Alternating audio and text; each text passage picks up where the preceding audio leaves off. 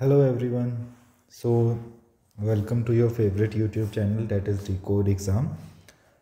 जैसे कि आप लोगों को पता है अभी तक हमने कुछ टॉपिक्स के सिलेक्टेड टॉपिक जिनसे ज़्यादातर क्वेश्चंस आते हैं पॉलिटी में उन टॉपिक्स के ऊपर डिस्कशन किया है। राइट, ऐसा ही एक टॉपिक है जुडिशरी। काफ़ी सारे क्वेश्चन इससे आते हैं, चाहे हम मेंस की बात करें या फिर हम प्रीलिम्स की बात करें, काफ़ी सारे क्वेश्चन पूछे जाते हैं। राइट, तो काफ़ी बड़ा टॉपिक है, लेकिन मैंने ट्राई किया इसको जितना ज़्यादा कंसाइज कर सकें उतना ज़्यादा कंसाइज करूँ विद सारे PYQs जितने आज तक आए हैं सारे इंक्लूड हो जाएं, ताकि कुछ भी ऐसा ना लगे कि भाई हम कुछ एक्स्ट्रा या फिर कुछ जिसे कहते हैं ना वर्थलेस पढ़ रहे हैं, ऐसा ना हो। राइट, सो मैं बिना टाइम वेस्ट करे स्टार्ट करता हूँ with the topic judiciary. Right, and तक देखना ताकि क्लैरिटी रहे कि एक्जैक्टली हमें पढ़ना क्या है। तो जब मैं इंडियन जुडिशरी सिस्टम की बात करता हूँ तो हमारे यहाँ पे जो जुडिशियल सिस्टम है वो बहुत ही ज़्यादा सिंपल है और कहते हैं इंटीग्रेटेड है। अच्छा, ये जब मैं वर्ड बोल रहा हूँ कि it is very simple and it is integrated, तो इससे मतलब क्या है? क्योंकि आपने देखा होगा कि एक ही सिंगल कोर्ट, सिर्फ एक ही पर्टिकुलर कोर्ट जो है वो सेंटर के मैटर्स भी देख लेता है और स्टेट रिलेटेड लॉज मैटर भी देख लेता है। राइट, और ना एक कॉमन हायरार्किकल ऑर्डर है यहाँ पर। वो कैसे? भाई सबसे ऊपर सुप्रीम कोर्ट है, उसके नीचे फिर हाई कोर्ट आ गया, फिर उसके नीचे सबऑर्डिनेट कोर्ट्स आ गए, कुछ सिविल कोर्ट्स हैं, कुछ क्रिमिनल कोर्ट्स हैं, है ना, कुछ इस तरीके से डिवीजन होता है। राइट, तो ये बहुत ही कॉमन हायरार्किकल ऑर्डर में डिवाइडेड है। इसीलिए जो इंडियन जुडिशियल सिस्टम है इसको सिंपल एंड इंटीग्रेटेड कहा जाता है। एंड ये स्पेसिफिकली हमारे पार्ट 5 के अंदर स्पेसिफिकली मेंशन है जब हम सुप्रीम कोर्ट की बात करेंगे। ठीक है, सुप्रीम कोर्ट हमारे कॉन्स्टिट्यूशन के पार्ट 5 के अंदर मेंशन है। आर्टिकल 124 से आर्टिकल 147 तक हम पढ़ेंगे। सुप्रीम कोर्ट से स्टार्ट करेंगे, फिर हाई कोर्ट में जाएंगे, फिर सबऑर्डिनेट कोर्ट्स में जाएंगे। ठीक है, सुप्रीम कोर्ट बहुत ही ज्यादा इंपॉर्टेंट है, इसको एपेक्स कोर्ट भी कहा जाता है। काफी सारे क्वेश्चंस जो है वो सुप्रीम कोर्ट से बनते हैं। राइट, और क्वेश्चंस आप देखोगे कि बहुत ही ज्यादा सिंपल होते हैं। जैसे एक क्वेश्चन 2012 में यूपीएससी ने पूछा था प्रीलिम्स में कि जो अपॉइंटमेंट है ऑफिसर्स और स्टाफ का, अपॉइंटमेंट किसका? क्वेश्चन ध्यान से देखना, ऑफिसर्स एंड स्टाफ। जो ऑफिसर्स एंड स्टाफ है जो बेसिकली सुप्रीम कोर्ट का, इसका अपॉइंटमेंट कौन करता है? ऑप्शंस में प्रेसिडेंट भी एक ऑप्शन था। तो काफी सारे जिन्होंने, क्वेश्चन जो है बहुत ही ज्यादा सिंपल है, लेकिन जिन लोगों ने नहीं पढ़ा था, जिन लोगों ने जस्ट एक ओवरव्यू लिया था, वो लोग क्या इसमें प्रेसिडेंट मार्क करके आए। लेकिन आंसर क्या था? उसने पूछा appointment of officers and staff of supreme court, तो आंसर होना था चीफ जस्टिस ऑफ इंडिया। तो इसी तरीके के क्वेश्चन जो है यूपीएससी चैप्टर से पूछता है, तो हर एक माइन्यूट डिटेल इंपॉर्टेंट हो जाती है। फॉर द टाइम बिंग हम सुप्रीम कोर्ट से स्टार्ट कर रहे हैं। अभी इस पूरे लेक्चर में हम सिर्फ सुप्रीम कोर्ट को कवर करेंगे, कंपैरिजन करेंगे इंडिया, यूएसए एंड यूके का। कुछ भी मैं मेंस के पर्सपेक्टिव से ऐसे डिटेल में नहीं लेके जाऊंगा, मैं सिर्फ प्रीलिम्स के पॉइंटर्स को डिस्कस कर रहा हूं यहाँ पर। सो टॉपिक काफी ज्यादा कंसाइज रहेगा। तो अब तक हमने सिर्फ ये देखा जब हमने सुप्रीम कोर्ट को स्टार्ट किया। सुप्रीम कोर्ट हमारे कॉन्स्टिट्यूशन के पार्ट 5 के अंदर मेंशन है। आर्टिकल 124 से 147 तक हम इसके अंदर देखेंगे। हमारा जो इंडियन जुडिशियल सिस्टम है वो बहुत ही ज्यादा सिंपल, इंटीग्रेटेड है और इंडिपेंडेंट नेचर में है। और जो सुप्रीम कोर्ट की जब हम स्पेसिफिकली बात कर रहे हैं तो सुप्रीम कोर्ट को गार्जियन कह देते हैं या फिर कस्टोडियन कह देते हैं, या फिर कहते हैं कि भाई ये जो सुप्रीम कोर्ट है ये फाइनल इंटरप्रेटर है हमारे कॉन्स्टिट्यूशन का। अब क्वेश्चन आता है कि क्या इससे भी क्वेश्चन बन सकता है? तो हाँ भाई, बिल्कुल 2015 में यही क्वेश्चन यूपीएससी ने पूछा था कि भाई सुप्रीम कोर्ट जो है गार्जियन है, कस्टोडियन है, फाइनल इंटरप्रेटर है कॉन्स्टिट्यूशन का, जो कि एक हाईएस्ट जुडिशियल और एपीलेट अथॉरिटी की तरह एक्ट करता है। ठीक है, बहुत ही मतलब इजी क्वेश्चन था। आप देख रहे हो कि भाई यूपीएससी किस लेवल से पॉलिटी में क्वेश्चन पूछता है। तो बेसिकली जो हमारा सुप्रीम कोर्ट है, it act as a federal and constitutional court and ultimate protector है हमारे फंडामेंटल राइट्स का। हमारे फंडामेंटल राइट्स का अगर कोई अल्टीमेट प्रोटेक्टर है तो वो सुप्रीम कोर्ट है। और इसके जितने भी जजमेंट्स होते हैं, ये सारे ही जजमेंट्स जो हैं वो बाइंडिंग होते हैं और इन्फोर्सेबल रहते हैं पूरे क्रॉस इंडिया। अब इसमें एक क्वेश्चन शायद यहां से कभी फ्यूचर में पूछ ले यूपीएससी कि जो हमारा पार्लियामेंट है, क्या वो सुप्रीम कोर्ट के जुरिस्डिक्शंस को या सुप्रीम कोर्ट का जो भी जुरिस्डिक्शन एरिया है, पावर है, उसको रिड्यूस कर सकता है? तो मेरा आंसर होगा बिल्कुल नहीं। Parliament can not reduce the supreme court jurisdiction. हाँ, ये जो है इसको एक्सपेंड जरूर कर सकता है।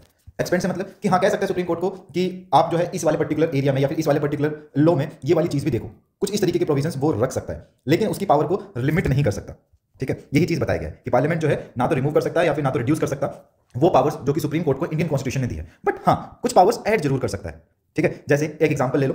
एग्जांपल क्या है? ये भाई पार्लियामेंट कहता है, पार्लियामेंट क्या कभी ये कहेगा सुप्रीम कोर्ट को कि भाई आप जो है फंडामेंटल राइट से रिलेटेड केसेस को मत सुनो? नहीं कर सकता, क्योंकि enforcing fundamental rights is a constitutional power, article 32।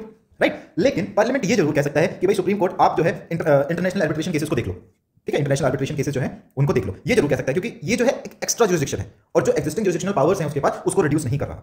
ठीक है, ज्यादा डेप्थ में नहीं जा रहा हूं, जस्ट वही बेसिक पॉइंट दोबारा से लेके आता हूं, क्योंकि सुप्रीम कोर्ट जो है वो गार्जियन है हमारे कॉन्स्टिट्यूशन का, कस्टोडियन है हमारे कॉन्स्टिट्यूशन का। अगर पार्लियामेंट के पास सुप्रीम कोर्ट की जुरिस्डिक्शनल पावर को रिड्यूस करने की पावर्स आ जाए तो पार्लियामेंट जो है कोई भी लॉ बनाएगा और जुडिशियल चेक्स को रिमूव कर देगा, जिससे क्या होगा? जुडिशियल रिव्यू जैसी चीज ही नहीं आएगी और कोई भी राइट्स का प्रोटेक्शन नहीं बचेगा। तो कॉन्स्टिट्यूशन जो है सुप्रीम कोर्ट की पावर्स को कुछ इस तरीके से प्रोटेक्ट करता है। राइट, इसके बाद एक इंपॉर्टेंट पॉइंट यही था कि जितने भी अपॉइंटमेंट है ऑफिसर्स और सुप्रीम कोर्ट के स्टाफ का, वो कौन करता है? Chief justice of India. 2012 का ये क्वेश्चन था। राइट, इसके बाद एक जस्ट सिंपल सा कंपैरेटिव एनालिसिस करते हैं and we are just done with this part. यहां पर हम एस्पेक्ट्स देख लेंगे कि भाई कौन से एस्पेक्ट्स हमको डिस्कस करने हैं।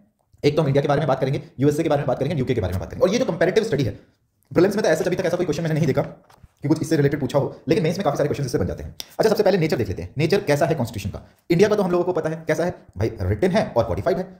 और यूएसए का कैसा है? बिल्कुल सेम होगा। राइट, लेकिन यूएसए का कैसा है? अनरिटन है, मतलब कि कॉडिफाइड नहीं है। It is totally based on conventions and common law. Right, next पे बात करते हैं जुडिशियल जो सिस्टम है। जुडिशियल जो सिस्टम है उसका स्ट्रक्चर कैसा है? इंडिया का जस्ट मैंने अभी बताया सिंपल एंड इंटीग्रेटेड है। कैसा है? Simple and integrated. लेकिन यूएसए की जब मैं यूएसए की सिस्टम की बात करता हूं, यूएसए जुडिशियल सिस्टम की बात करता हूं, तो वहां पे क्या है? फेडरल सिस्टम है with separate federal and state courts, मतलब कि यूनियन का अलग कोर्ट है और स्टेट के अलग कोर्ट्स हैं। और यूके में कैसा है? वहां पर यूनिटरी सिस्टम है। ठीक है, जुडिशरी जो है कॉमन लॉ ट्रेडिशंस के ऊपर टोटली बेस्ड है। अच्छा, इंडिया में सुप्रीम कोर्ट का एस्टैब्लिशमेंट कब हुआ था? 28 जनवरी 1950। अगर मुझसे पूछा जाएगा कि यूएसए में कब हुआ था, वैसे कभी ऐसा क्वेश्चन आता नहीं है, जस्ट फॉर योर रेफरेंस बता रहा हूं, 1789। एंड यूके की जब मैं बात करूंगा तो इट वाज इन 2009। 2009 में it had replace the appellate committee of lords और फिर उसके बाद एस्टैब्लिशमेंट हुआ था।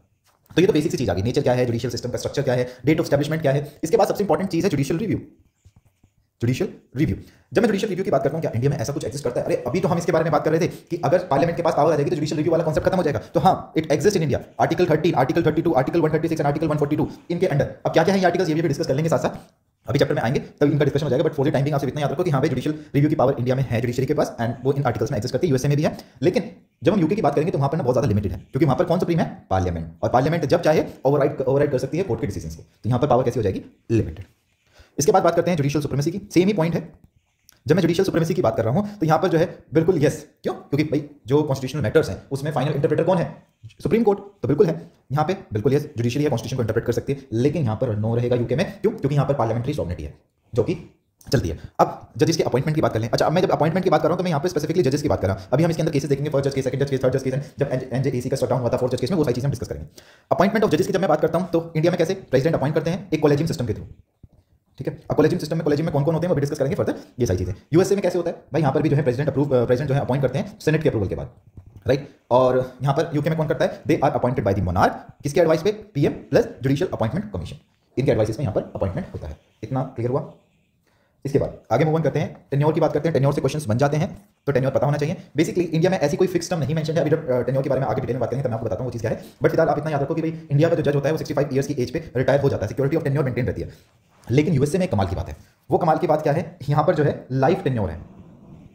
लाइफ टेन्योर है। लाइफ टेन्योर से मतलब क्या हुआ? मतलब कि वो जब तक चाहे जब तक रह सकता है। यूएसए सुप्रीम कोर्ट के जजेस का कोई भी फिक्स रिटायरमेंट एज नहीं है, जैसे इंडिया में 65 ईयर्स है। वो जो है लाइफ लॉन्ग सर्व कर सकते हैं, मतलब जब तक उनकी मर्जी है वो कंटिन्यू कर सकते हैं, लेकिन उनको रिमूव किया जा सकता है through the process of impeachment. ठीक है, तो वो अपनी पोजीशन पर जब तक रह सकता है जब तक वो हेल्थ से इनकेपेबल ना हो जाए, या फिर खुद रिजाइन ना करे जाए, या फिर उसको इंपीचमेंट प्रोसेस के थ्रू ना हटाया जाए। अच्छा, इससे क्या होता है? ये लाइफ टेन्योर वाला कॉन्सेप्ट है, इससे एक्जैक्टली मिल क्या जाता है इनको? अरे भाई, जजेस जो है वो पॉलिटिकल प्रेशर से फ्री हो जाते हैं, उनको पता है कि यार मैं यहाँ पे ही रहूंगा। अब इससे होगा क्या? वो इंडिपेंडेंट डिसीजन ले सकते हैं, राइट। जुडिशियल इंडिपेंडेंसी स्ट्रॉन्ग हो जाती है। ये कुछ की फैक्टर्स हैं कि उन्होंने ऐसा क्यों रखा होगा जो हम समझते हैं। अब इसके बारे में बात करते हैं। यूके में मैंडेटरी रिटायरमेंट है at the age of 75 years को। सोचो भाई 75 साल का आदमी कितना बड़ा हो जाता है, राइट। इसके बाद इसके बाइंडिंग नेचर की बात कर लेते हैं कि भाई अगर जुडिशरी ने यहाँ पर कोई डिसीजन दिया वो कहाँ पर वैलिड होगा? सुप्रीम कोर्ट यहाँ पर कोई डिसीजन दे रही है, यहाँ पर दे रही है तो कहाँ पर वैलिड होगा? ऐसे जो सुप्रीम कोर्ट का डिसीजन रहता है इंडिया में, वो जितने भी लोअर कोर्ट्स हैं, हाई कोर्ट, सबऑर्डिनेट कोर्ट, हर कोर्ट के ऊपर बाइंडिंग होती है आर्टिकल 141। ठीक है, लेकिन यूएसए में क्या होता है? फेडरल कोर्ट अलग है, स्टेट कोर्ट अलग है। तो जो फेडरल कोर्ट का डिसीजन होगा वो सिर्फ और सिर्फ उस फेडरल स्कोप तक ही लिमिटेड होगा, उसके बियॉन्ड नहीं जाएगा। ठीक है, हाँ, यहाँ पर है कुछ इस तरीके के एक्सिस्टेंस, लेकिन पार्लियामेंट जो है यहाँ पर डिसीजंस को ओवरराइड कर देती है। आई होप ये जो कंपैरेटिव स्टडी थी ये यूजफुल होगी और एक ब्रीफ आइडिया मिल गया होगा कि भाई अच्छा ऐसे ऐसे करके चीजें होती हैं, and it is more than enough. यहाँ से कभी भी 2 नंबर का क्वेश्चन बन ही जाएगा, राइट। तो ये बेसिक कंपैरेटिव एनालिसिस था। इसके बाद थोड़ी सी जब स्टार्ट कर रहे हैं तो बिल्कुल बेसिक देखेंगे कंपोजिशन। लगता है कभी कभी किसी को लगता है कि कंपोजिशन से तो क्या ही क्वेश्चन पूछेगा, लेकिन 2014 में एक क्वेश्चन यहाँ से भी बना था, राइट। 2021 का शायद क्वेश्चन है, 2021 में एक क्वेश्चन और यहाँ से बना था। दोनों क्वेश्चन डिस्कस करते हैं।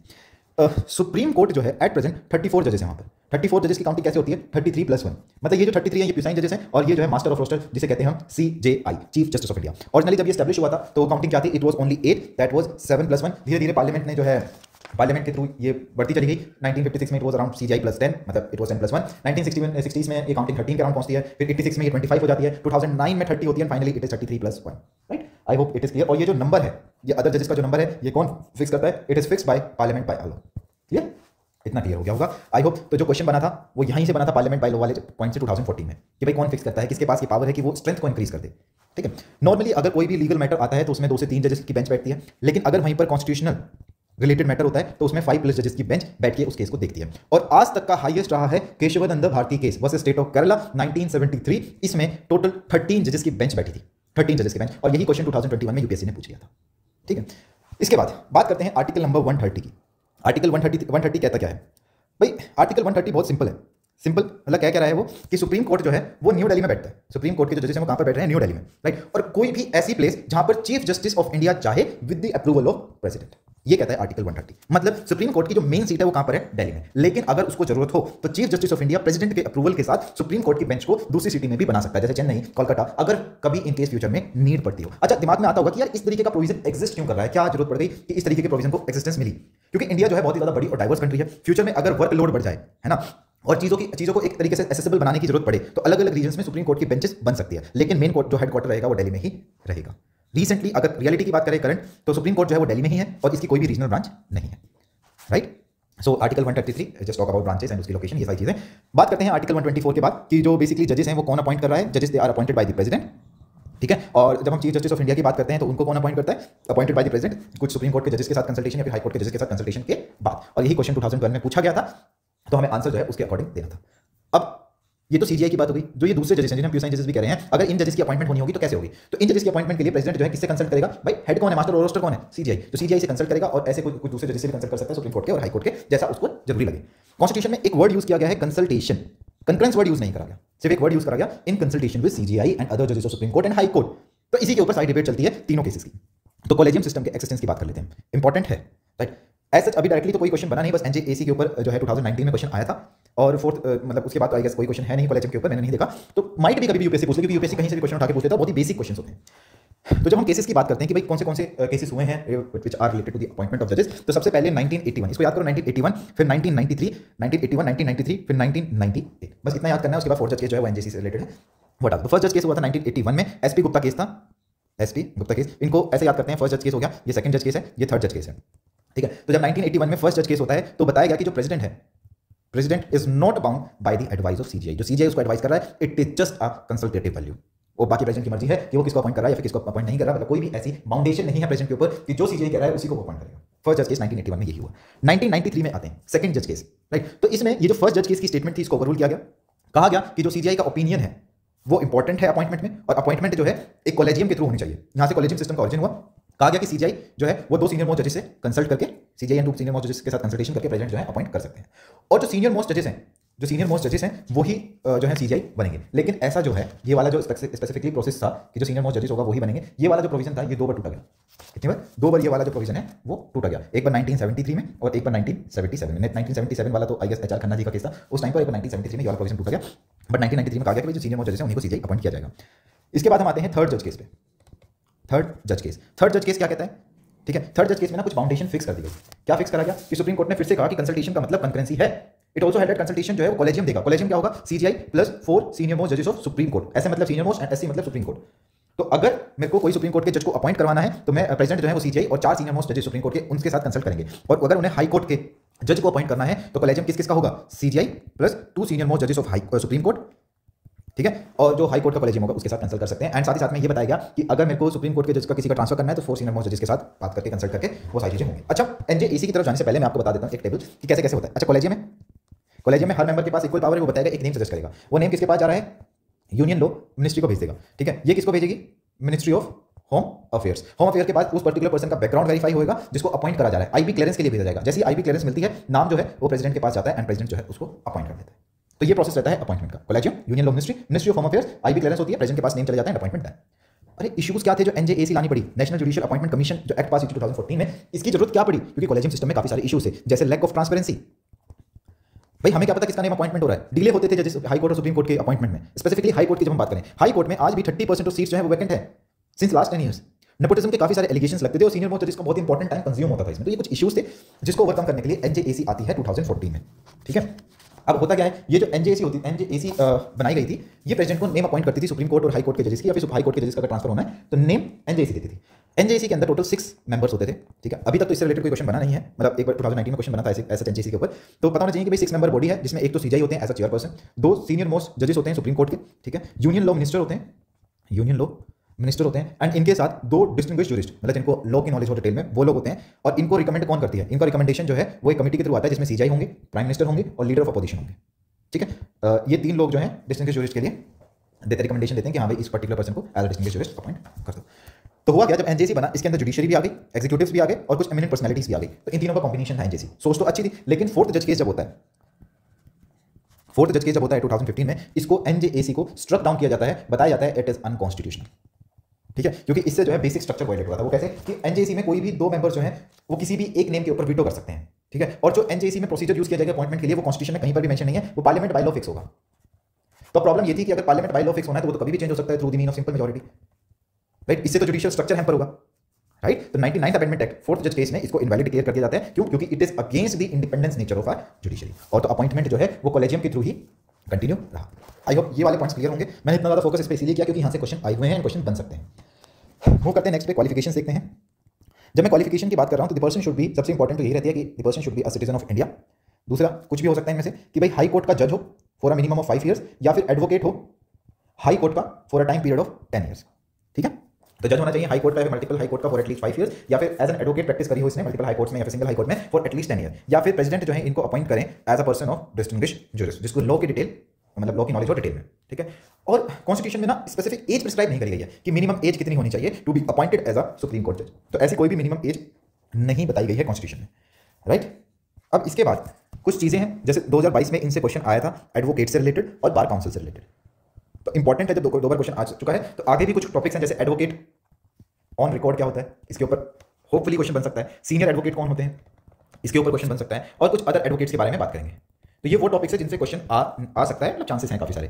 तो जब एडवोकेट्स की बात करेंगे तो एडवोकेट सिर्फ वो लोग नहीं होते जो कि कोर्ट में जाके केसेस को लड़ रहे हैं, इस कैटेगरी में और भी लोग आते हैं, जैसे जो गवर्नमेंट लॉयर्स हैं, जैसे attorney general, right, private law form में काम करने वाले जो लॉयर्स होते हैं, लीगल फॉर्म्स में जो होते हैं, कॉर्पोरेट लॉयर्स होते हैं, है ना, पेटेंट और कॉपीराइट का काम करने वाले जो लॉयर्स होते हैं। तो जो एडवोकेसी का स्कोप है, एडवोकेसी का जो बेसिकली स्कोप है वो बहुत ही ज्यादा ब्रॉड है, वो जस्ट लिमिटेड नहीं है, राइट। और इसके अलावा जब हम स्पेसिफिकली बार काउंसिल की बात करते हैं, इसके ऊपर भी 2022 में क्वेश्चन आया था, वो क्या था कि जो बार काउंसिल है इंडिया का, BCI, bar council of India, वही डिसाइड करता है कि लॉ कॉलेज जो है वो कैसा होगा, सिलेबस क्या होगा, कोर्स कैसा होगा, कॉलेजेस को जो अप्रूवल है, जो रिकॉग्निशन मिलता है, वो बार काउंसिल ऑफ इंडिया ही देता है। तो बार काउंसिल जो है लॉयर बनने का जो बेसिक स्टैंडर्ड है वो फिक्स करता है, ठीक है। अब कुछ इंपॉर्टेंट टॉपिक्स हैं, जब यूपीएससी ने यहां तक पूछ लिया 2022 में, तो वो कल को इनमें से भी पूछ सकता है। जैसे एडवोकेट ऑन रिकॉर्ड कौन होते हैं? अरे जो सुप्रीम कोर्ट में केसेस फाइल होते हैं ना, वो ये एडवोकेट ऑन रिकॉर्ड ही करते हैं। मतलब सुप्रीम कोर्ट में एक स्पेशल कैटेगरी होती है जिसको बोला जाता है AOR, advocate on record, right. और सिर्फ AOR ही सुप्रीम कोर्ट के नाम पे जो है केसेस को फाइल कर सकता है, पिटीशन को सबमिट कर सकता है। नॉर्मल कोई भी एडवोकेट ऐसा नहीं कर सकता, ठीक है। तो इंपॉर्टेंट ये बन जाता है कि सुप्रीम कोर्ट में कल क्वेश्चन आ जाए, पीवाई कल को ये क्वेश्चन यूपीएससी पूछ ले कि क्या कोई सीनियर एडवोकेट जो है केस फाइल कर सकता है सुप्रीम कोर्ट में, तो आंसर होगा नहीं, because it is only AOR, only and only exclusive है, ठीक है। मतलब जो AOR है वो कोर्ट में क्लाइंट की तरफ से अपीयर भी हो सकता है, रिप्रेजेंट कर सकता है, और कोर्ट्स के जो केसेस के जो रिलेटेड डॉक्यूमेंट्स है उनको साइन कर सकता है। इसके बाद मूव ऑन करते हैं सीनियर एडवोकेट्स पे। सीनियर एडवोकेट जो है एक स्पेशल टाइटल है, मतलब ऑनर कह लो, जो कोर्ट जो है किसी भी एडवोकेट को देता है उनके एक्सपीरियंस के बेसिस पर, उनकी नॉलेज के बेसिस पर, या उनकी रेपुटेशन के बेसिस पर, राइट। लेकिन जो सीनियर एडवोकेट है वो डायरेक्ट केस फाइल नहीं कर सकता, सुप्रीम कोर्ट में उन्हें AOR की ही हेल्प चाहिए, इसलिए मैं बोल रहा हूं AOR has an exclusive power, ठीक है। तो सुप्रीम कोर्ट में उन्हें AOR की ही हेल्प चाहिए। रीजन क्या होता है? सीनियर एडवोकेट आर्गुमेंट पे फोकस करता है, पेपर वर्क नहीं करता सीनियर एडवोकेट, ठीक है। सीनियर एडवोकेट जो है केस ड्राफ्टिंग नहीं करेगा, वो काम सिर्फ एडवोकेट का या फिर AOR का होता है। तो अब ये जो अदर एडवोकेट्स होते हैं ये कौन होते हैं? ये वो एडवोकेट होते हैं जो स्टेट बार काउंसिल में रजिस्टर्ड होते हैं, कोई भी, जैसे Delhi bar council, Uttar Pradesh bar council, वो कोर्ट में प्रैक्टिस कर सकते हैं। नॉर्मल एडवोकेट सुप्रीम कोर्ट में भी जाके आर्गुमेंट कर सकता है, but normal advocate supreme court में केस फाइल नहीं कर सकता। फाइलिंग सिर्फ कौन करेगा? Again AOR। मैं बार बार इसलिए बोल रहा हूं कि ये रट जाएगा, राइट। तो सिंपल सी चीज है कि अगर कोर्ट की फाइलिंग की हम बात करेंगे तो वो एडवोकेट ऑन रिकॉर्ड करेगा, सीनियर एडवोकेट नहीं करता, उसको भी AOR की जरूरत होती है, और अदर एडवोकेट का तो मतलब ही नहीं है। आर्गुमेंट तीनों कर सकते हैं, एडवोकेट ऑन रिकॉर्ड भी कर सकता है, सीनियर एडवोकेट भी करता है, और अदर एडवोकेट्स भी करते हैं। तो सिंपल सी चीज है कि अगर सुप्रीम कोर्ट में केस फाइल करना है तो AOR चाहिए, क्लियर। तो ये वाला पार्ट होगा। इसके बाद हमारा क्या बचता है? हम ओथ देख लेते हैं, ओथ एंड इन्फॉर्मेशन। अभी तक तो इससे कोई क्वेश्चन नहीं आया है, होपफुली आएगा भी नहीं, लेकिन कभी आ जाए तो पता होना चाहिए कि भाई ओथ कौन करवाता है? प्रेसिडेंट करवाता है, और अ person who is appointed by the president specifically for this part. और ओथ में जज जो है वो स्वेयर करता है कि कॉन्स्टिट्यूशन को लेकर ट्रू फेथ एंड अलायंस देगा, सोवरेनिटी को प्रोटेक्ट करेगा, इंटीग्रिटी को प्रोटेक्ट करेगा, और इंपार्शियल वे में अपनी ड्यूटीज को परफॉर्म करेगा, कॉन्स्टिट्यूशन एंड लॉज को अपहोल्ड करेगा। तो ये बेसिकली ओथ है। अभी तक तो क्वेश्चन नहीं बना इससे। सैलरी एंड अलाउंसेस से क्वेश्चन बनता है, इंपॉर्टेंट भी है भाई, पैसा है तो क्वेश्चन तो बनना जरूरी है। तो सैलरी एंड अलाउंसेस से 2012 में ही क्वेश्चन आया था। क्वेश्चन क्या आया था कि जो है सैलरी एंड अलाउंसेस कौन फिक्स कर रहा है? पार्लियामेंट फिक्स कर रहा है। किसके ऊपर चार्ज है? कंसोलिडेटेड फंड ऑफ इंडिया के थ्रू जो है इनका पैसा आता है। और पार्लियामेंट जो है एक बार अपॉइंटमेंट होने के बाद, ठीक है, ये जितनी भी सैलरीज और अलाउंसेस वाला पार्ट है इसको ऑल्टर नहीं कर सकता, कम और ज्यादा एज सच नहीं कर सकता, एक्सेप्ट एक्सेप्शन है। एक्सेप्शन क्या है? Article 360, that is financial emergency. तो फाइनेंशियल इमरजेंसी के केस में वो बिल्कुल कर सकता है, लेकिन उससे पहले नहीं कर सकता। फिर से बात आ गई टेन्योर ऑफ जजेस की, ज्यादा टाइम नहीं लगाएंगे टेन्योर में। कॉन्स्टिट्यूशन जो है ऐसी फिक्स टर्म स्पेसिफाई नहीं करता, वो नहीं कहता कि 5 साल का 10 साल का, ऐसे कोई भी फिक्स टर्म वो स्पेसिफाई नहीं करता, बट एक चीज बोलता है कि 65 ईयर्स की एज तक जो है वो बन सकता है। मतलब कि इससे क्या उन्होंने प्रोवाइड कर दिया? Security of tenure. इसमें इंपॉर्टेंट बात हमने डिस्कस करी थी यूएसए की, जहां पे वो लाइफ लॉन्ग सर्व कर सकता है, राइट। और यूके में इट वाज अबाउट 75 ईयर्स। तो अगर कोई भी डिस्प्यूट अराइज होता है regards with the age, so it should be just resolve by the parliament. The supreme court जज can resign just by writing to president, ठीक है। तो प्रेसिडेंट को वो लिखकर रिजाइन कर सकता है। और रिटायरमेंट के बाद इंपॉर्टेंट पॉइंट है, यूपीएससी ने अब तक तो क्वेश्चन नहीं पूछा, लेकिन पूछ सकता है कि क्या रिटायरमेंट के बाद सुप्रीम कोर्ट का जज प्रैक्टिस कर सकता है? तो आंसर होगा नो। रिटायरमेंट के बाद सुप्रीम कोर्ट के जजेस जो है वो बार्ड हो जाते हैं to practice in any court और अथॉरिटी इन इंडिया, ठीक है।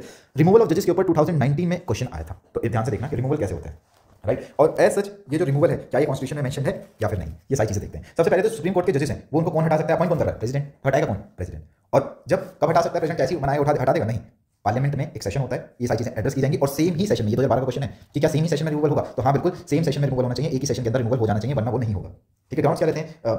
मिसबिहेवियर या फिर इनकैपेसिटी, ये सारी चीजें, ठीक है। अब रिमूवल होगा कैसे, क्या चीजें हैं, कैसे नहीं होगा, वो सारी चीजें देखते हैं, ठीक है। तो रिमूवल का सबसे पहले तो प्रपोजल रखा जाएगा, रिमूवल का प्रपोजल रखा जाएगा। कौन कौन देगा?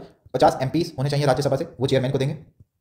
और अराउंड 100 MPs जो होंगे लोकसभा के वो स्पीकर को देंगे। फिर ये दोनों डिसाइड करेंगे क्या ये प्रपोजल एक्सेप्ट करना है या रिजेक्ट करना है। अगर ये रिजेक्ट कर देते हैं तो ये यहीं पर खत्म हो जाता है, अगर ये एक्सेप्ट कर लेते हैं तो ये आगे जाता है, ऐसे यहाँ पर होगा। अगर ये रिजेक्ट कर देगा तो खत्म, अगर ये एक्सेप्ट कर लेगा तो फिर आगे मूव ऑन करा जाएगा। मान लो इन्होंने एक्सेप्ट कर लिया, अब ये जाएगा कमेटी के पास जो कि चार्जेस को इन्वेस्टिगेट करेगी, इसके अंदर कौन होते हैं, इसके अंदर सीजीआई होंगे या फिर सीनियर सुप्रीम कोर्ट के जजेस होंगे, सीजीआई होंगे हाई कोर्ट के, chief justice of high court, और डिस्ट्रिक्ट जजेस होंगे। ये 3 लोगों की बॉडी होती है, ठीक है। ये इंक्वायरी कंडक्ट करेंगे एंड ये क्वेश्चन 2019 में पूछा गया था, ठीक है। और 2019 में ये भी क्वेश्चन पूछा गया था कि जो रिमूवल से रिलेटेड प्रपोजल रखा गया, जो 50 MPs राज्यसभा के जिन्होंने प्रपोजल दिया, क्या वो उसको रिजेक्ट कर सकते हैं, तो आंसर है बिल्कुल यस। ये भी 2019 का क्वेश्चन था, राइट। 2019 में कुछ इसी तरीके से एक और क्वेश्चन था। अभी इतना समझ में आया कि भाई 3 बॉडी के पास जाता है, वो चार्जेस को इन्वेस्टिगेट करते हैं। पॉइंट आता है कि या तो वो उसको एक्सेप्ट कर लेंगे, बोलेंगे कि गिल्टी है, या फिर उसको रिजेक्ट कर देंगे। अगर इतना कुछ करने के बाद भी रिजेक्ट हो जाता है तो ये चीज़ यहीं पर खत्म हो जाएगी। लेकिन अगर एक्सेप्ट कर लिया तो फिर ये वोटिंग के लिए रखा जाता है दोनों ही हाउसेस में, बोथ हाउसेस। और अगर यहाँ से रिजेक्ट हो जाता है तो कहानी खत्म। अगर ये पास हो जाता है फिर जाता है ये प्रेसिडेंट के पास, तो प्रेसिडेंट जो है वो फिर हटा देते हैं। और टिल डेट, आज तक की बात कर रहा हूँ, ऐसा नहीं हुआ। नो जज of supreme court has ever been impeached. एक केस हुआ था रामास्वामी केस, इसमें जो है ये जो इंक्वायरी कमेटी थी, chief justice of India supreme court का जज या फिर chief justice of high court and the district जज, इन्होंने इस पर्टिकुलर पर्सन को गिल्टी डिक्लेयर कर दिया था, लेकिन जब ये वोटिंग के लिए रखा गया उसमें तभी रिजेक्ट हो गया। तो आज तक ऐसा कोई भी नहीं आया। एंड ये जो पूरा रिमूवल का प्रोसेस है ये हमारे कॉन्स्टिट्यूशन में मेंशन नहीं है, ये जजेस इंक्वायरी एक्ट में मेंशन है, जजेस इंक्वायरी एक्ट में मेंशन है, ठीक है।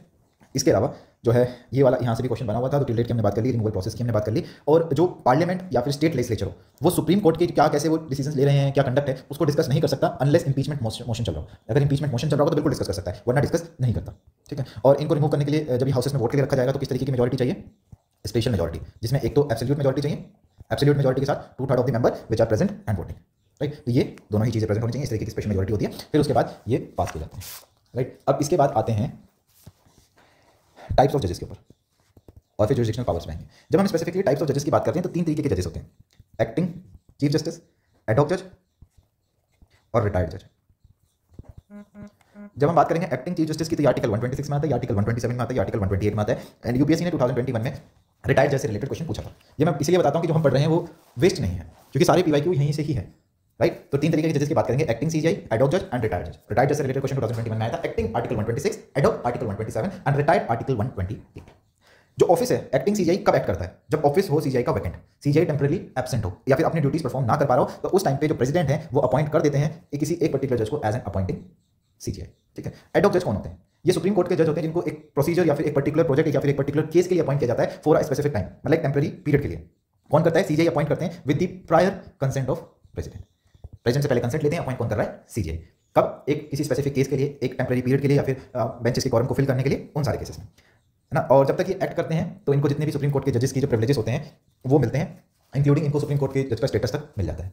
रिटायर्ड जजेस जो हैं इनको भी सीजीआई अपॉइंट करता है with the prior recommendation of with the prior consent of the president, article 128। और ये रिटायर्ड जजेस जो होते हैं ये कौन अपॉइंट होते हैं, तो सीजीआई जो है अपॉइंट कर सकता है रिटायर्ड जज सुप्रीम कोर्ट या फिर हाई कोर्ट का, जो कि सुप्रीम कोर्ट का जज बनने के लिए क्वालिफाइड था। प्रेसिडेंट की प्रायर सैंक्शन चाहिए होता है और रिटायर्ड जजेस का कंसेंट भी चाहिए होता है, राइट। और जो इनको पेमेंट मिलती है it is as decided by the president and other privileges of supreme court जज, लेकिन इनको सुप्रीम कोर्ट के जज का स्टेटस नहीं मिलता। तो सुप्रीम कोर्ट का जो रिटायर्ड जज होता है सुप्रीम कोर्ट से भी होता है या फिर हाई कोर्ट से भी हो सकता है। हाई कोर्ट से कौन होगा, the person who is qualified to be a supreme court appointment, and इनको जो है सुप्रीम कोर्ट के जज का स्टेटस नहीं मिलता, राइट। बाकी इनको सारे प्रिविलेजेस मिलते हैं। अब jurisdictions and power of supreme court की बात करते हैं, powers and jurisdiction of supreme court. 2014 में इससे रिलेटेड क्वेश्चंस आए थे। इसके अंदर टोटल हम 6 चीजें देखेंगे, राइट। ओरिजिनल जुरिडिक्शन क्या होता है, एपिलेट जुरिडिक्शन क्या होता है, रिट्स जुरिडिक्शन क्या होता है, कोर्ट्स ऑफ रिकॉर्ड क्या होता है, राइट, जुडिशियल रिव्यू क्या होता है, एंड कुछ मिसलेनियस पावर्स भी देखेंगे, 141, 2, 3, 4, 5, 6 इसमें एडवाइजरी जुरिडिक्शन भी आ जाता है। तो मैं स्टार्ट कर रहा हूँ ओरिजिनल जुरिडिक्शन से। ओरिजिनल जुरिडिक्शन आर्टिकल 131 के अंडर मेंशन है, राइट। ये जो ओरिजिनल, इसको अलग से लिखते हैं, ओरिजिनल जुरिडिक्शन। ओरिजिनल जुरिडिक्शन जो है आर्टिकल 131 के अंडर मेंशन है, और ये क्या कहता है, ये जो जुरिडिक्शन है ये कैसा है, एक्सक्लूसिव है और ओरिजिनल है। जब मैं बात कर रहा हूं एक्सक्लूसिव एंड ओरिजिनल की, एक्सक्लूसिव का मतलब क्या हो गया कि कोई भी अदर कोर्ट परमिटेड नहीं है ऐसे कुछ मैटर्स को देखने के लिए, और ओरिजिनल क्या है, क्यों है, क्योंकि सुप्रीम कोर्ट जो है इन मैटर्स को डायरेक्टली हियर करता है, अपील के थ्रू हियर नहीं करता कि पहले हाई कोर्ट था फिर उसने अपील करी फिर आया, ऐसे नहीं होता, डायरेक्टली इनको हियर आउट करता है, राइट। तो इसके अंदर कौन से मैटर्स आते हैं, जो कि फेडरल डिस्प्यूट हो, अगर कोई मतलब कि सेंटर वर्सेस स्टेट का, राइट, या फिर स्टेट वर्सेस स्टेट का डिस्प्यूट हो, या फिर सेंटर वर्सेस सेंटर और एक स्टेट वर्सेस स्टेट का डिस्प्यूट। तो इस तरीके के केसेस ये जो देखता है, ठीक है। और जो मतलब एक्सेप्शंस भी होता है, क्या ये फिर हर तरीके के केस देखेगा स्टेट वर्सेस स्टेट के, नहीं, कुछ एक्सेप्शंस होते हैं कि अगर कोई भी डिस्प्यूट जो है प्री कॉन्स्टिट्यूशन ट्रीटी की वजह से अराइज आउट हो रहा है तो वो ये नहीं देखेगा, वो इसके अंदर कवर्ड नहीं होता है। या फिर इंटर स्टेट वाटर डिस्प्यूट हो, इंटर स्टेट वाटर डिस्प्यूट भी कवर नहीं होते हैं अंडर, जो कि आर्टिकल 262 मेंशन है। या फिर फाइनेंस कमीशन फाइनेंस कमीशन ने जो भी वर्डिंग्स है उससे रिलेटेड अगर कोई भी डिस्प्यूट होगा तो वो भी नहीं सुना जाएगा, या फिर कोई भी पॉलिटिकल नेचर का डिबेट होगा वो भी नहीं देखा जाएगा। तो कुछ एक्सेप्शन है, जैसे pre constitutional treaty, interstate water dispute article 262, finance commission की वर्डिंग्स या फिर पॉलिटिकल नेचर से रिलेटेड कोई भी डिस्प्यूट। अब कौन से केसेस हो सकते हैं, ये तो हमने देख लिया कि फेडरल रिलेटेड डिस्प्यूट्स होंगे, ये तो आएंगे। इसके अलावा भी क्या कोई डिस्प्यूट्स आ सकते हैं? हाँ बिल्कुल आ सकते हैं, जो फंडामेंटल राइट से रिलेटेड केसेस हैं, राइट, या फिर आर्टिकल 71 जो है, आर्टिकल 71 के अंदर जो केसेस आ रहे हैं, जैसे इलेक्शन ऑफ प्रेसिडेंट से रिलेटेड, वाइस प्रेसिडेंट के रिलेटेड, ये सारे सुप्रीम कोर्ट में लिए जा सकते हैं। और जो ओरिजिनल जुरिडिक्शन है ये कैसा है? एक्सक्लूसिव है और ओरिजिनल है, राइट। इसके बाद हम बात करते हैं किसकी? रिट्स जुरिडिक्शन की। रिट जुरिडिक्शन, ये तो हमें पता ही है, रिट्स क्या होते हैं? एक एक्स्ट्रा ऑर्डिनरी लीगल रेमेडी होती है जो कि फंडामेंटल और लीगल राइट्स को इन्फोर्स करने के लिए यूज की जाती है। और जो ये पूरा कॉन्सेप्ट है रिट्स का, ये हमने यूके से बोरो किया है, जहां पे क्राउन जो है रिट्स को इशू करता था, ठीक है। और ये जो है कैसा जुरिडिक्शन है? रिट जुरिडिक्शन ओरिजिनल तो है लेकिन एक्सक्लूसिव नहीं है। ओरिजिनल कैसे? भाई फंडामेंटल राइट्स के लिए मैं डायरेक्टली अप्रोच कर सकता हूं सुप्रीम कोर्ट, लेकिन एक्सक्लूसिव नहीं है क्योंकि हाई कोर्ट भी तो सुनता है ये वाले सारे मैटर्स अंडर आर्टिकल 226। और रिट जुरिडिक्शन सुप्रीम कोर्ट के अंदर कौन से आर्टिकल में आता है? Under article 32। सुप्रीम कोर्ट जो है सिर्फ और सिर्फ जब रिट्स को इशू कर सकता है फंडामेंटल राइट्स का वायलेशन होगा, लेकिन हाई कोर्ट जो है रिट्स को तब भी इशू कर सकता है फंडामेंटल और लीगल राइट्स दोनों का वायलेशन। सुप्रीम कोर्ट जो है वो बाउंड है रिट्स को इशू करने के लिए अगर फंडामेंटल राइट वायलेट होगा, लेकिन हाई कोर्ट ऐसे कोई भी बाउंडेशन नहीं होती है, ठीक है। अब मैं रिट्स को इसीलिए एक्सप्लेन कर देता हूं कि रिट्स से क्वेश्चन बना हुआ है, राइट। तो हमारे 5 टाइप के रिट्स हैं। रिट्स कौन से हैं? Habeas corpus, mandamus, prohibition, certiorari and quo warranto, right. तो ये हमारे कुछ रिट्स हैं। अब इसका मतलब क्या होता है? हैबियस कॉर्पस का इसका मतलब होता है टू हैव द बॉडी। मतलब क्या हुआ वो समझो। इसका मतलब होता है जिस पर्टिकुलर पर्सन को अनलॉफुल तरीके से डिटेन किया गया हो उसको रिलीज कर दो, राइट। तो टू हैव द बॉडी मतलब to direct the release of a person who has been detained unlawfully. Mandamus का मतलब होता है वी कमांड। ये तो याद होने चाहिए सारे बाय हार्ट। वी कमांड मतलब कि कोई भी पब्लिक अथॉरिटी है उसको डायरेक्ट करा जाए कि भाई अपना काम करो, तुम अपना काम क्यों नहीं कर रहे हो। प्रोहिबिशन और सर्चोरी कुछ एक जैसे से लगते हैं। कैसे? प्रोहिबिशन का मतलब होता है टू प्रोहिबिट। प्रोहिबिट का मतलब क्या हुआ? रोकना। तो प्रोहिबिट का मतलब होता है लोअर कोर्ट को रोकना किसी भी केस में प्रोसीड करने के लिए। To prohibit a lower court from proceed in a case, right. Certiorari का मतलब होता है टू सर्टिफाई। मतलब क्या हुआ? हाई कोर्ट की पावर होती है या फिर जो हायर कोर्ट है उसके पास पावर होती है कि वो लोअर कोर्ट की प्रोसीडिंग्स को रिमूव कर सकता है और उसको अपने पास लेके आ सकता है। मान लो सुप्रीम कोर्ट हाई कोर्ट को बोले कि भाई तुम अब इस पर प्रोसीड नहीं करोगे, इस पर मैं प्रोसीड करूंगा। प्रोहिबिशन में क्या है? उसको बिल्कुल रोक दिया कि नहीं करना। सर्चोरी में क्या है? उस केस को अपने पास लेके आके सॉल्व करना। क्यो वारंट का मतलब होता है by what authority. By what authority मतलब कि एक पर्टिकुलर पर्सन को डायरेक्ट करना कि उस ऑफिस को छोड़ दो जो तुमने रॉन्गफुल तरीके से अज्यूम किया है। तो ये पांचों राइट्स पता होने चाहिए। ये तो हमारे बेसिक राइट्स हैं कि भाई सुप्रीम कोर्ट कैसे कैसे डायरेक्ट कर सकता है। तो habeas corpus, mandamus, prohibition, certiorari and quo warranto. Habeas corpus का मतलब हो गया टू हैव द बॉडी, मतलब किसी एक पर्टिकुलर पर्सन को अनलॉफुल तरीके से डिटेन किया गया तो उसको रिलीज करो। मैंडामस का मतलब हो गया वी कमांड, एक पब्लिक अथॉरिटी को अपना काम करने के लिए कहना। प्रोहिबिशन का मतलब हो गया कि भाई लोअर कोर्ट को डायरेक्शन देना कि आप जो है इस पर्टिकुलर केस पे प्रोसीड मत करो। सर्चोरी का मतलब क्या हो गया? उस पर्टिकुलर केस को अपने पास ले आना। और क्यो वारंटो का मतलब क्या हो गया? उस पर्टिकुलर पर्सन को कहना कि भाई ऑफिस खाली कर दो जिसने रॉन्गफुल तरीके से उस ऑफिस को अज्यूम किया। तो ये 5 तरीके के रिट्स आई होप क्लियर होंगे। इससे ज्यादा डिटेल और क्लैरिटी नहीं हो सकती इसमें। इसके बाद बात करते हैं एपिलेट जुरिडिक्शन की। एपिलेट जुरिडिक्शन क्या होता है? एपिलेट जुरिडिक्शन आर्टिकल नंबर 132 से लेकर आर्टिकल नंबर 136 तक जो है एपिलेट जुरिडिक्शन आता है। होता क्या है भाई? अगर कोई भी कॉन्स्टिट्यूशनल मैटर होगा तो एपिलेट जुरिडिक्शन आएगा। Constitutional matter article 132, civil matter होगा आर्टिकल 133, क्रिमिनल मैटर होगा जहां सिविल आएगा तो क्रिमिनल भी डाल दो, क्रिमिनल मैटर 134। मतलब इजी तरीका होता है याद करने का आर्टिकल्स को 132, 133, 134 and 136। Constitutional matter 32, civil matter 33, criminal matter 34, फिर उसके बाद सीधा अपील बाय स्पेशल लीव। ये भी इंपॉर्टेंट है आर्टिकल 136, ठीक है। एक एक करके डिस्कस करते हैं। कॉन्स्टिट्यूशनल मैटर मतलब कि इसमें क्या आते हैं? हाई कोर्ट जजमेंट्स होते हैं जिसमें कॉन्स्टिट्यूशन से रिलेटेड इंटरप्रिटेशन हो, वो सुप्रीम कोर्ट में अपील किए जा सकते हैं, ठीक है। मतलब इन शॉर्ट क्या कहना चाहता हूं, हाई कोर्ट जो है कुछ केसेस को सर्टिफाई करता है कि हाँ ये केसेस जो है आप अपील कर लो, या फिर हाई कोर्ट ने कॉन्स्टिट्यूशन रिलेटेड मैटर्स में इंटरप्रिटेशन कराओ तो सुप्रीम कोर्ट में वो अपील किया जा सकते हैं इजीली। सिविल मैटर से रिलेटेड मतलब कि अगर कोई भी केस जिसमें लोगों को क्वेश्चन हो रहा हो या फिर हाई कोर्ट सर्टिफाई करते हैं कि भाई आप इस केस को सुप्रीम कोर्ट ले जाओ, तो वो केसेस जो है सुप्रीम कोर्ट में आ जाते हैं। पहली अपील जो होगी वो हाई कोर्ट में होगी, अगर सबऑर्डिनेट कोर्ट्स में अपील होगी तो 2 अपील के बाद वहां पे जाते हैं। क्रिमिनल मैटर में भी सेम ही रहता है कि इसमें कुछ केसेस हैं जो सुप्रीम कोर्ट में अपील किए जा सकते हैं। मान लो अगर सुप्रीम कोर्ट है उसने किसी पर्सन को गिल्टी दे दिया, गिल्टी डिक्लेयर कर दिया, और हाई कोर्ट में जब वो केस जाता है तो हाई कोर्ट डेथ पेनल्टी दे देता है, तो वो जो पर्टिकुलर केस है वो सुप्रीम कोर्ट में अपील किया जा सकता है। क्यों यार? लाइफ जो है बहुत इंपॉर्टेंट चीज़ है और डेथ पेनल्टी कोई छोटी चीज़ नहीं है। इसीलिए अगर हाई कोर्ट ने कोई भी केस अपने पास लिया है लोअर कोर्ट से और फिर डेथ पेनल्टी दे दी हो तो इस तरीके के केसेस भी जो है सुप्रीम कोर्ट में अपील होते हैं। अगर हाई कोर्ट जो है सर्टिफाई करते हैं कि हाँ इस मैटर को जो है आप वहाँ पर ले जाओ तो ये केस भी जा सकता है। तो कॉन्स्टिट्यूशन जो है पार्लियामेंट को एम्पावर करता है राइट टू अपील के लिए सुप्रीम कोर्ट में, जिसमें लेस डेथ पेनल्टीज भी होती हैं एंड इसके अंदर काफी सारे पॉइंटर्स हैं, वो अभी के लिए तो इंपॉर्टेंट नहीं है। अब अपील बाय स्पेशली, ये जो है डिस्क्रिशनरी पावर है। ये क्या है? डिस्क्रिशनरी पावर है सुप्रीम कोर्ट की, वो इसको एक्सेप्ट कर सकता है और नहीं भी कर सकता। लेकिन ये जो प्रोविजन है ये मिलिट्री कोर्ट्स या फिर कोर्ट मार्शल्स के लिए जो है अवेलेबल नहीं है। मिलिट्री और कोर्ट मार्शल कोर्ट्स के लिए जो है वो इससे एक्सक्लूड किए जाते हैं। तो इसके अंदर कोई भी जजमेंट है जो कोर्ट का या फिर ट्रिब्यूनल का कंट्री में, वो चैलेंज किया जा सकता है सुप्रीम कोर्ट में by the appeal of specially. और ये जो प्रोविजन है ये डिस्क्रिशनरी प्रोविजन है, सुप्रीम कोर्ट इसको एक्सेप्ट भी कर सकता है और रिजेक्ट भी कर सकता है। तो it is all about the appellate jurisdiction. इसके बाद हम बात करते हैं advisory jurisdiction. Advisory jurisdiction article 143। जो प्रेसिडेंट है जो हमारे प्रेसिडेंट है वो ओपिनियन मांग सकते हैं सुप्रीम कोर्ट से दो स्पेसिफिक कैटेगरीज में। अगर कोई भी इस कैटेगरी हो जिसमें लो क्वेश्चन हो रहा हो या फिर पब्लिक इंपॉर्टेंस से रिलेटेड हो, तो कोर्ट जो है वो ओपिनियन दे भी सकता है, नहीं भी दे सकता, और जो ओपिनियन अगर वो दे रहा है तो वो प्रेसिडेंट के ऊपर बाइंडिंग नहीं है। दूसरी कैटेगरी कौन सी है? प्री कॉन्स्टिट्यूशनल ट्रीटी से रिलेटेड। इसमें सुप्रीम कोर्ट को अपना ओपिनियन देना पड़ता है, और जो ओपिनियन दे रहा है वो प्रेसिडेंट के ऊपर एडवाइजरी है, वो उसको फॉलो भी कर सकता है और नहीं भी कर सकता। तो दो ही स्पेसिफिक कैटेगरीज हैं। क्वेश्चन ऑफ लॉ से रिलेटेड होगा तो कोर्ट की मर्जी है वो दे ना दे, लेकिन अगर कॉन्स्टिट्यूशनल ट्रीटी से या फिर सेनेट से रिलेटेड कोई भी चीज़ है तो ओपिनियन देना पड़ता है। ठीक है, इसके बाद आते हैं कोर्ट ऑफ रिकॉर्ड में। कोर्ट ऑफ रिकॉर्ड आर्टिकल कौन से मेंशन है? आर्टिकल नंबर 129 के अंदर मेंशन है। एंड इसमें होता क्या है कि भाई जो जजमेंट्स हैं, जो प्रोसीडिंग्स हैं सुप्रीम कोर्ट की, उनको एज अ परमानेंट रिकॉर्ड रखा जाता है और उनको एज एन एविडेंस ट्रीट किया जा सकता है, जिनको किसी भी कोर्ट ऑफ लॉ में क्वेश्चन नहीं किया जाता। और as a court of record supreme court के पास पावर होती है किसी भी इंडिविजुअल को कंटेम्प्ट ऑफ इटसेल्फ के लिए पनिश करने की, या फिर कंटेम्प्ट ऑफ हाई कोर्ट या फिर सबऑर्डिनेट कोर्ट के लिए भी सुप्रीम कोर्ट पनिश कर सकता है। और क्वेश्चन आया था 2020 में, बहुत इंपॉर्टेंट क्वेश्चन है, इसलिए सुन लो इसको। क्वेश्चन क्या था कि ये जो कंटेम्प्ट ऑफ कोर्ट है, ये जो कंटेम्प्ट ऑफ कोर्ट है, इससे रिलेटेड लॉज बनाने की पावर किसके पास है? सुप्रीम कोर्ट के पास। आंसर है नहीं। कंटेम्प्ट ऑफ कोर्ट से रिलेटेड लॉज बनाने की पावर सिर्फ और सिर्फ पार्लियामेंट के पास है। और ये सिर्फ तभी चीजें याद होंगी जब बार बार इनको लिख के प्रैक्टिस की जाएंगी, वरना बहुत सारी चीजें कंफ्यूजिंग है, बहुत इजी क्वेश्चन आते हैं लेकिन भूल जाते हैं एग्जाम के टाइम पे। वो क्यों? क्योंकि सारी चीजें एक जैसी लग रही हैं इसमें। अब कंटेम्प्ट ऑफ कोर्ट एक्ट के बारे में देख लेते हैं 1971। बिल्कुल थोड़ा सा देखेंगे क्या है कि ये जो कंटेम्प्ट ऑफ कोर्ट एक्ट ये पार्लियामेंट ने इनेक्ट की थी, किसके रिकमेंडेशन पे? एच.एन. सन्याल कमेटी 2022 का क्वेश्चन है। बताओ, बिल्कुल सिंपल था कि भाई कंटेम्प्ट ऑफ कोर्ट के रिलेटेड लॉ बनाने की पावर किसके पास है? पार्लियामेंट के पास। किसने इनेक्ट करी थी? पार्लियामेंट ने। किसके रिकमेंडेशन पे? एच.एन. सन्याल कमेटी के। कॉन्स्टिट्यूशन जो है, क्या कॉन्स्टिट्यूशन के अंदर ये सारी चीजें मेंशन है? क्रिमिनल और सिविल कंटेम्प्ट नहीं। कॉन्स्टिट्यूशन के अंदर ना तो सिविल कंटेम्प्ट के बारे में मेंशन है ना क्रिमिनल कंटेम्प्ट के बारे में मेंशन है। It is just defined through the 1971 act. Civil contempt क्या है कि भाई कोर्ट ने एक ऑर्डर पास कर दिया, विलफुल तरीके से उसको डिसोबे करना, राइट, अंडरटेकिंग की विलफुल ब्रीच करना, वो सारी चीजें। क्रिमिनल कंटेम्प्ट क्या है? कोर्ट्स की प्रोसीडिंग्स को ऑब्स्ट्रक्ट करना, राइट, या फिर स्कैंडलाइज करना चीजों को, वो सारी चीजें। लेकिन कुछ एक्सेप्शंस भी हैं क्या कि अगर यार आप बिल्कुल फेयर वे में किसी चीज को पब्लिश कर रहे हो, कोर्ट्स की प्रोसीडिंग्स को पब्लिश कर रहे हो, तो वो बिल्कुल फेयर है, वो कुछ भी गलत नहीं है। या फिर आप जो है फेयर और एक्यूरेट रिपोर्टिंग कर रहे हो कोर्ट्स की प्रोसीडिंग्स की, या फिर जुडिशियल एक्ट्स जो है, जो जुडिशियल एक्ट्स हैं उनका फेयर क्रिटिसिज्म हो रहा हो। और इसमें बहुत इंपॉर्टेंट चीज आती है, होपफुली कल को क्वेश्चन बन भी सकता है कि क्या एक साल के बाद जो आपने कंटेम्प्ट किया था, एक साल के बाद उसके ऊपर कोर्ट आपको सजा दे सकता है? तो बिल्कुल नहीं। कोई भी कोर्ट इनिशिएट नहीं कर सकता contempt after 1 year from the alleged date of the offence. ठीक है, और ये जो एक्ट है ये इंपॉर्टेंट है। ये जो एक्ट है कंटेम्प्ट ऑफ कोर्ट की, न्याय पंचायत पे या फिर जो ट्रेडिशनल कोर्ट्स हैं डिस्प्यूट रेजोल्यूशंस के लिए जो सेटअप हुए हैं, इनके ऊपर नहीं लगती है। आई होप ये क्लियर हो गया। तो ये सारे पॉइंट्स इंपॉर्टेंट है क्योंकि यहाँ से क्वेश्चन 120% जरूर बनेगा, राइट।